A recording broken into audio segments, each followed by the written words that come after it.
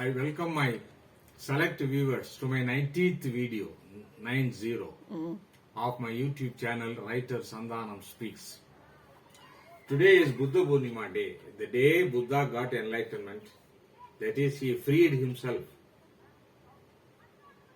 from ignorance, the first cause of suffering. In fact, it was not on a day but on a night Buddha got enlightenment, with the full moon showering its benevolence on this Bodhisattva, who sat unmoving, determined under the Bodhi tree, which was also fanning the cool breeze on the banks of the river Niranjana. Buddha was born on a full moon day, got enlightenment on a full moon day, and passed into the parinirvana on a full moon day. He is supposed to have lived up to 82nd year, which means he should have seen 1,000 moons. Today, in a few hours' time, the Buddha moon will rise from the horizon, being the Buddha Purnima day. I had already put out more than 2 videos on Buddha, titled Buddha Smiled at Me. Also a Tamil video coinciding with the last year's Buddha Purnima, wherein I had explained my effort in translating Buddha into Tamil, titled Buddha in Punitha Vakku, from the famous English book, The Gospel of Buddha, by the famous writer Paul Carus.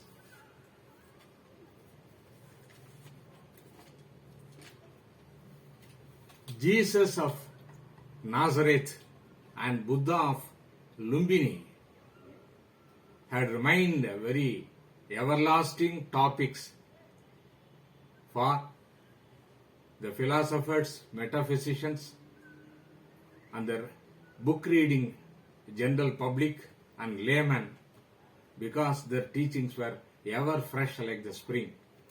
They spoke truth and nothing but truth. When we say Buddha, it generally refers to Gautama Buddha of the Sakya clan of Himalayan kingdom, who is supposed to have lived in 500 BC. Buddha means the awakened. In Sanskrit, Buddha means awaken, awake. Buddha means the awakened. In his lifetime, one of his close disciples, Sariputta, or Sariputra, we say in Tamil, he praised Buddha as Bhagavan Buddha. He was the only Buddha the world has ever seen. But Buddha mildly scolded Sariputta and said, Sariputra, I am not the first and I am not the last Buddha. There were Buddhas before me and Buddhas behind me, which only justifies my statement. Buddha means the awakened. In fact, I would rather call even Sri Ramakrishna a Buddha, Sri Ramana Maharishi as Buddha, and our Tamil Siddhas as Buddhas. U.G. Krishnamurti, who recently lived amidst us, with whom I had 3 years contact, also a Buddha, who went from home to homelessness. Today I am going to speak through a small script I have written in coinciding with the Buddha Purnima. The topic is Buddha's Dhammapada, from the horse's mouth. Dhammapada is a collection of the genuine statements of Buddha, which he delivered at various places on various occasions. This Dhammapada is part of the Sutta Pitaka, the other 2 being Vinaya Pitaka and Abhidhamma Pitaka. This Dhammapada comes under Kuddaka Pada, text.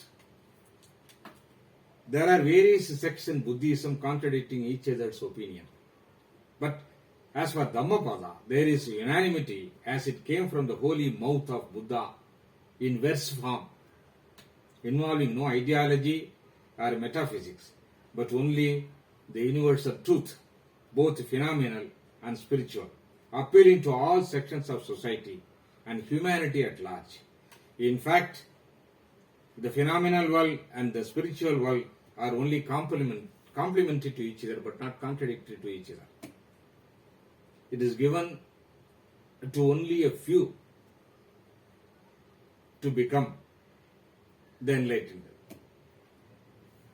And it is designed by the primordial consciousness or God or nature or whatever one wants to call it, that both the worlds, in Buddhistic phrase, Sammuti and Paramarthika world, are to survive side by side. That is, the phenomenal and spiritual world are supposed to survive side by side. Luck does not favor everybody to become a Buddha or a Jesus. Once U.G. Krishnamurti said to the laughter of everybody around him, and I was one among them, I quote, "If the world is full of Buddhas and Jesuses, it would be a horrible world." This collection of Dhammapada verses contains small verses like the reputed Tamil Tirukkural couplets, consisting of 423 verses under 26 chapters. Now, I am quoting a few of them with my comments wherever necessary. In the first verse, Buddha hits the nail on its head with his statement. I quote, "By oneself evil is done. By oneself one suffers. By oneself evil is left undone. By oneself one is purified. Purity and impurity belong to oneself. No one can purify another." Quotation ends. Surprisingly, there is a similar statement from one Kaniyan Poomuranar of Tamil Sangam literature, whose line starts with, in Tamil, "Yadum Ure Yavarum Kelir," meaning all places are my native place and all people are my kith and kin.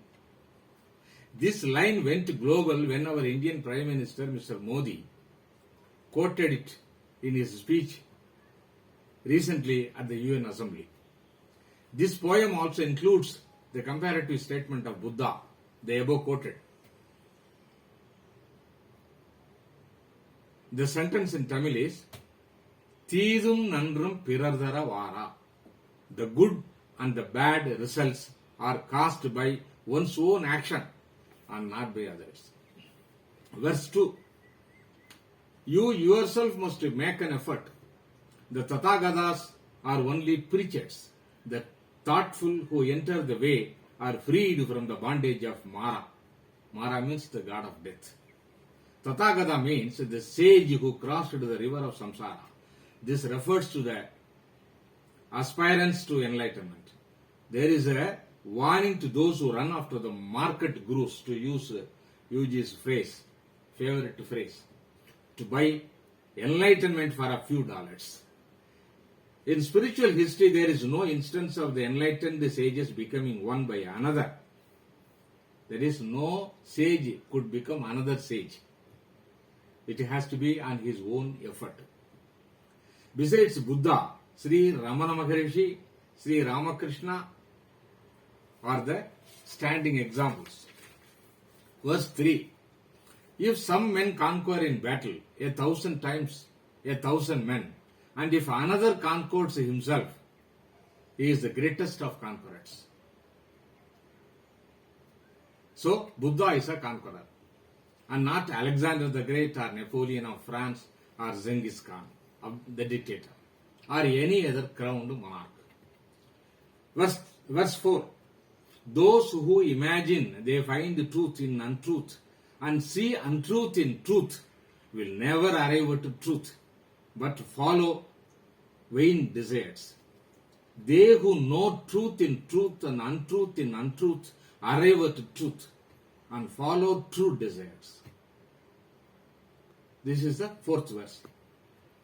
There is almost an equal Tamil verse from the sage Thayumanavar, which runs like this. பொய்யை பொய்யென்று அறியும் போதத்திற்கு ஆதரவு உன் மெய்யறிவு அன்றோ சொல்லாய் பராபரம்.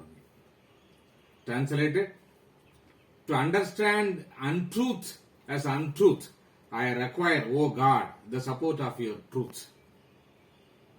Buddha sometimes says, somewhere he says, truth is only my subject of my conversation.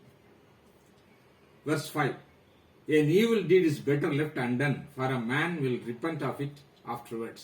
A good deed is better done, for having done it, one will not repent. Verse 6. Let no man think lightly of evil saying in his heart. Quote, it will not come nigh unto me. As by the following of water drops, a water pot is filled. So the fool becomes full of evil, though he gathers it little by little. A telling simile. The fool who knows his foolishness, that is verse 7. The fool who knows his foolishness is wise at least so far. But a fool who thinks himself as wise, he is a fool indeed. My comment. I know I am ignorant, unlike some who are ignorant of their ignorance. Verse 8. He whose wickedness is very great brings himself down to that state when his enemy wishes him to be. He himself is his greatest enemy. Thus, a creeper destroys the life of a tree on which it finds support. Verse 9. Pleasure destroys the foolish. The foolish man, by his thirst for pleasures, destroys himself as if he were his own enemy. The fields are damaged by hurricanes. Weeds. Mankind is damaged by passion, by hatred, by vanity, and by lust. These are two delectable similes. Verse 10. Good people shine from afar, like the snowy mountains. Bad people are concealed like arrows shot at night. Verse 11. Hatred does not cease by hatred at any time. Hatred ceases by non-hatred. This is witnessed in our day-to-day life. Verse 12. Let the wise man blow off the impurities of his life as a smith blows off the impurities of silver, one by one, little by little, and from time to time. Verse 13. If a traveler does not meet with one who is better or is equal, let him firmly keep to his solitary journey. There is no companionship with fools. Verse 14. Better than living 100 years not seeing the highest truth is one day in the life of a man who sees the highest truth. The highest truth is enlightenment. Verse 15. Few are there among men who cross the river and reach the goal. The great multitudes are running up and down the shore. This looks like the exact translation of the famous Tirukkural couplet. பிறவி பெருங்கடல் நீந்துவர் நீந்தார் இறைவனடி சேராதார். Meaning, only those who travel in the holy boat can cross the ocean of birth and death. Others cannot cross, and they remain on this side of the shore. There is, verse 16, there is no suffering for him who has finished his journey. My comment. While Gautama Buddha has finished his journey and crossed over, for the ignorant aspirant like me, the journey continues.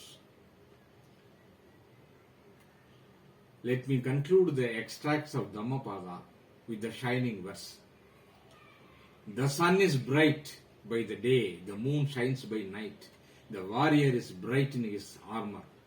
Thinkers are bright in their meditation, but among all the brightest with splendor, day and night, is the Buddha, the awakened, the holy blessed.